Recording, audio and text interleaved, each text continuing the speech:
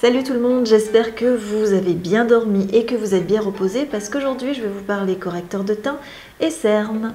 Alors pour les cernes, j'ai quelques petites astuces que j'aimerais vous donner pour que vous puissiez bien les camoufler et bien les maquiller. Alors la première, c'est qu'il faut bien cibler ces cernes. Si vous avez un cerne qui va jusque là, il va falloir maquiller jusque là et pas dépasser la limite. C'est une petite erreur que je vois assez souvent. On va maquiller juste ce qu'il faut et là où il faut.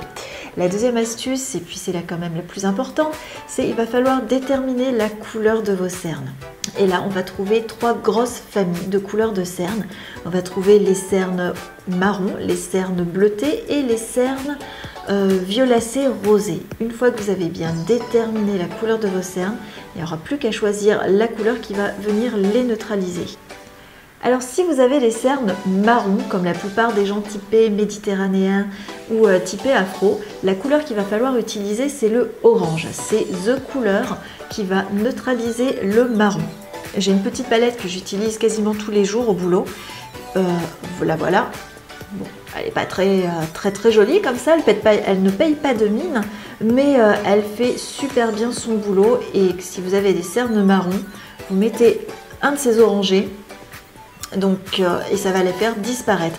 Des cernes marron clair, vous mettez donc un orangé assez clair, et si vous avez les cernes de plus en plus foncées, voire des cernes quasiment noires, et ben vous allez taper progressivement sur des orangés les plus intenses.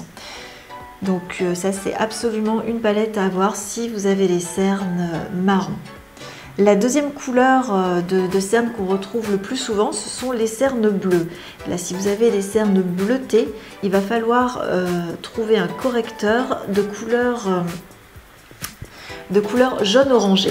Et enfin, si vous avez les cernes violacées rosées, la couleur à utiliser pour la neutraliser, c'est du jaune avec une pointe de vert. Donc une fois que vous avez toutes ces clés, ce sera un jeu d'enfant pour vous de zapper vos cernes à vie. Alors ça, c'était ma petite parenthèse spéciale cernes. Ensuite, au niveau du teint, je voudrais vous parler de cette petite palette que l'on voit beaucoup ces derniers temps. C'est l'Infaillible Total Cover de L'Oréal. Alors là, on retrouve déjà un trio de beige qui sert notamment pour corriger tout ce qui est cernes. Bon, je vous dirai un petit peu ce que j'en pense après. Et puis on retrouve après un parme et un vert. Alors déjà, j'aimerais bien vous parler de la texture. La texture est assez crémeuse et agréable à utiliser. C'est une matière qui va s'étirer, qui va se chauffer avec la peau. Donc moi, je donne déjà un bon point pour ce type de texture qui est vraiment très agréable à utiliser. Ensuite, pour les couleurs, on a ce petit trio de beige. Et là, je mets un petit bémol sur ces trois couleurs parce que je les trouve pas vraiment tranchées. Comme je vous disais tout à l'heure, avec les couleurs qu'il faut utiliser pour camoufler vos cernes, je trouve qu'elles ne sont pas assez marquées dans les couleurs. Donc là, on retrouve un illuminateur avec une dominante jaune, mais c'est pas un vrai jaune. J'aurais voulu un jaune qui est plus la patate, plus la pêche. Bon, enfin bref, voilà. Là, la couleur intermédiaire, elle est assez neutre. Hein, c'est très bien pour cacher les petits boutons, les petites choses comme ça. Et là, vous avez l'orangé. Donc si vous avez les cernes marron clair, ce sera canon, ce sera l'idéal. Mais si vous avez des cernes marron un petit peu plus foncées, je trouve que cet orangé n'est pas assez puissant et pas assez neutralisant. Voilà. Ensuite, on a cette petite couleur parme. Ça, c'est une couleur qu'on n'utilise pas souvent parce qu'on ne sait pas trop comment l'utiliser. Moi, je vous conseillerais d'utiliser cette couleur lors des lendemains de fête un petit peu arrosés, quand vous avez le teint un petit peu brouillon, un petit peu terne, qui manque d'éclat. Là, le parme va venir donner un petit peu plus de luminosité, va pimper un peu les teints un peu grisouilles ou un peu trop jaunes. Ensuite, vous avez le vert. C'est plus un secret pour personne, hein. Maintenant on est tout au courant que le vert va être la couleur qui va neutraliser toutes vos rougeurs. Donc si vous avez un peu de coupe rose, si vous avez des vaisseaux qui ont éclaté ou des boutons tout rouges, ce sera la couleur à utiliser. Alors les amis, j'ai 2-3 petites choses à vous dire si vous voulez utiliser cette palette. Déjà, sachez qu'il faut prendre votre temps. Si vous avez l'habitude de vous maquiller en 3 minutes 50 tous les matins avant d'aller bosser ou avant de sortir, alors on oublie. Ça, on oublie. C'est une palette qui demande de prendre un petit peu plus de temps, pour soi, parce qu'on va travailler pas dans la globalité du visage, mais on va travailler par petites touches comme des peintres. On va faire un peu un patchwork, c'est vraiment de la dentelle. Si vous avez des rougeurs ici, si vous avez des cernes, là autour des yeux évidemment, mais si vous avez des petites rougeurs un petit peu éparses, si vous avez le teint un petit peu brouillé à droite à gauche, il va falloir l'utiliser par petites touches. Et ça demande un minimum de temps, mais pour un résultat qui va être juste canon. La deuxième chose à savoir, c'est que si vous avez l'habitude d'utiliser un fond de teint qui est très couvrant ou si vous avez comme habitude de vous maquiller en épaisseur, cette petite palette n'aura pas lieu d'avoir sa place dans votre trousse de maquillage puisque de toute façon, vous allez avoir votre fond de teint très couvrant et très épais. Donc on ne verra pas du tout l'action en fait de ces correcteurs de couleur. Donc ça, ce sont les deux petites choses à savoir. Alors maintenant, on va passer à la démo. Bon, hop, j'isole mes cheveux un petit peu. J'ai préalablement posé une base de maquillage, une bonne base hydratante. Ça, c'est très important avant de commencer tout type de maquillage.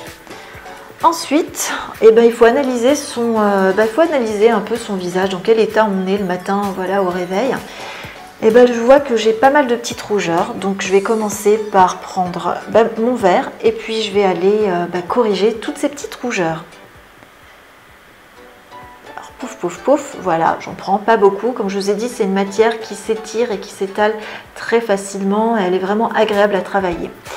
Et je vais aller camoufler ce qui a camouflé, là non plus sans dépasser mes rougeurs. C'est un peu comme Photoshop, quand vous corrigez quelque chose sur Photoshop, vous allez corriger juste une petite zone bien précise. Et là, ça va être exactement la même chose. On ne va pas utiliser du vert sur la globalité du visage si on a en fait des rougeurs qui sont situées sur les joues. On va appliquer uniquement là où il y a des petites zones à corriger. Alors là, effectivement, j'ai pas mal de rouge. Je vais camoufler mes rougeurs à grands coups de vert. Là aussi, c'est pareil.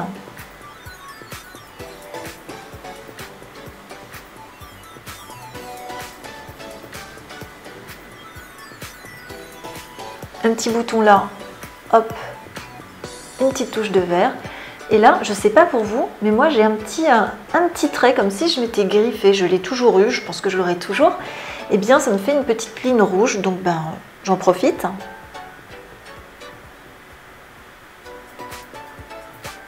Allez hop, disparu. Donc je ne sais pas si vous avez ça aussi. Enfin, dites-le moi dans vos commentaires, ce serait amusant de savoir que je ne suis pas toute seule et que vous aussi vous avez cette petite marque, une petite ligne comme ça à cacher. Alors les ailes du nez, ça c'est un grand classique.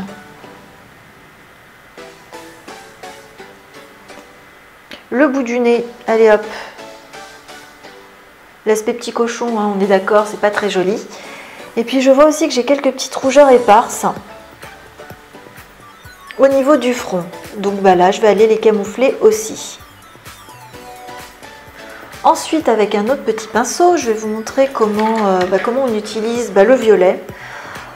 C'est vrai que globalement, on ne l'utilise pas trop, mais il a quand même son importance, ce parme. Donc là, je trouve que j'ai le menton qui est un petit peu terne, un petit peu... enfin voilà quoi, il manque d'éclat, il manque de lumière, et je vais lui redonner un petit peu de sa fraîcheur. Donc j'en mets un petit peu sur le menton, et puis ce sera tout pour le parme aujourd'hui.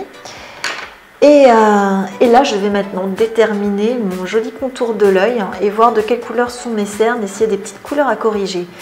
Et je vois dans mon miroir que c'est un petit peu violacé, c'est pas très... voilà. Donc le violacé, je vais aller taper dans le jaune. Hop.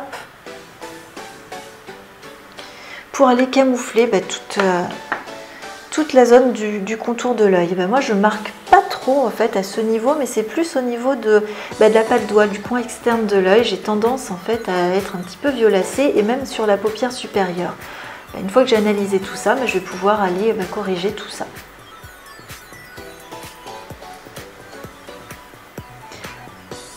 Encore une fois, pas besoin d'utiliser de tonnes de matière, c'est vraiment, sont vraiment très pigmentés comme petit fard. Et là, si vous voyez aussi que vous avez le haut de la paupière qui creuse et qui cerne, on va aller corriger en fait cette couleur. Comme je vous dis, c'est un peu de la dentelle, un patchwork. On va y aller par petites touches.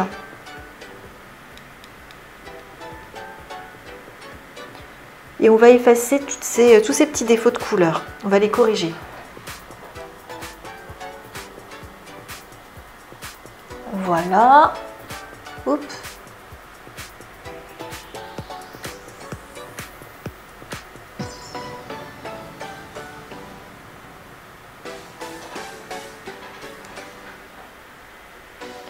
Alors ouais, ça demande un petit peu de temps, petite 5-6 minutes, on va pas rester dessus plus longtemps. Mais quand on connaît bien son visage, quand on sait bien tout décrypter, eh ben, on peut prendre un petit peu de vitesse, un peu plus d'assurance, et puis on va commencer à corriger tout ce qu'il faut en connaissant bien les couleurs qui vont neutraliser les couleurs à camoufler.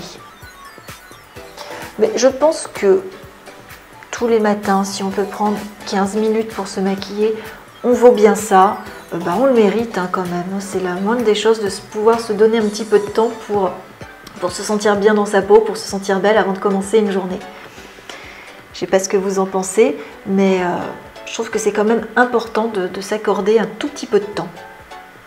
C'est pas beaucoup, 15 minutes dans une journée. Et bien voilà, quand on a terminé de faire toutes ces petites corrections de teint, on va pouvoir passer au fond de teint. Donc Beauty Blender. Là pour ma part, hop, je vais prendre le Clinique, le Ivory. Et puis je vais aller l'appliquer en fine couche pour unifier tout le reste du teint, mais tout en légèreté, tout en transparence. Et vous allez voir, ça va être impeccable.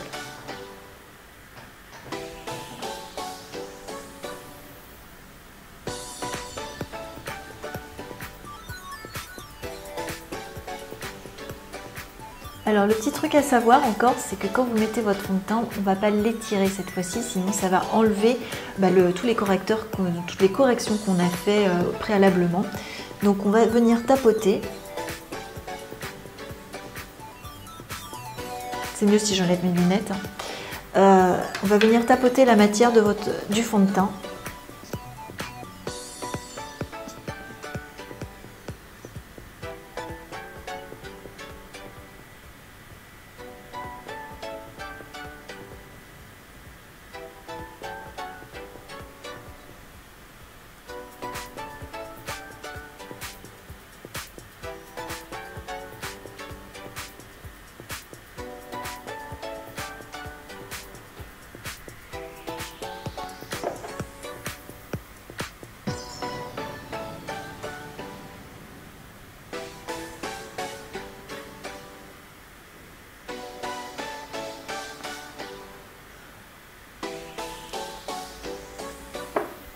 Et ben voilà les amis, là je me retrouve avec un teint assez léger, assez frais.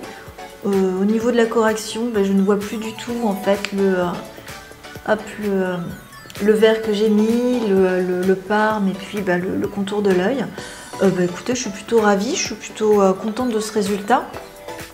Je ne sais pas ce que vous en pensez. Voilà, pour un teint frais et léger, après cette étape donc du coup du fond de teint, il ne vous reste plus qu'à faire vos petites corrections si vous avez envie de faire votre contouring, votre highlighter, mettre toutes ces petites touches de lumière et puis continuer votre maquillage de tous les jours. En tout cas voilà pour cette petite partie correction de teint et cerne. J'espère que ça vous aura appris beaucoup de choses. Et puis qu'est-ce que j'aurais pu oublier de vous dire à propos de cette petite palette. Dites-moi si vous l'avez déjà ou pas, si vous vous en servez, ce que vous en pensez, si vous avez aussi envie de l'acheter parce que votre style de maquillage vous le permet. Et puis une dernière chose, son prix, parce que c'est important, elle est autour de 16 € et quelques centimes. À vous de vous faire votre opinion là-dessus et de me dire ce que vous en pensez, mais donc pour 16 €, pour toutes les couleurs qu'elle comporte et pour tout ce qu'elle peut faire, je pense qu'elle peut avoir sa place dans votre trousse de maquillage. Écoutez, dites-moi tout ça dans vos commentaires. Si vous avez aimé aussi cette vidéo, n'hésitez pas à mettre un petit pouce d'encouragement. Et puis n'hésitez pas non plus à partager cette vidéo avec toutes vos copines et à vous abonner si ce n'est pas encore fait. Écoutez les filles et les garçons, je vous fais plein de gros bisous, je vous dis à très bientôt pour une nouvelle vidéo. Et en attendant, prenez soin de vous, maquillez-vous et surtout, amusez-vous. Allez, ciao!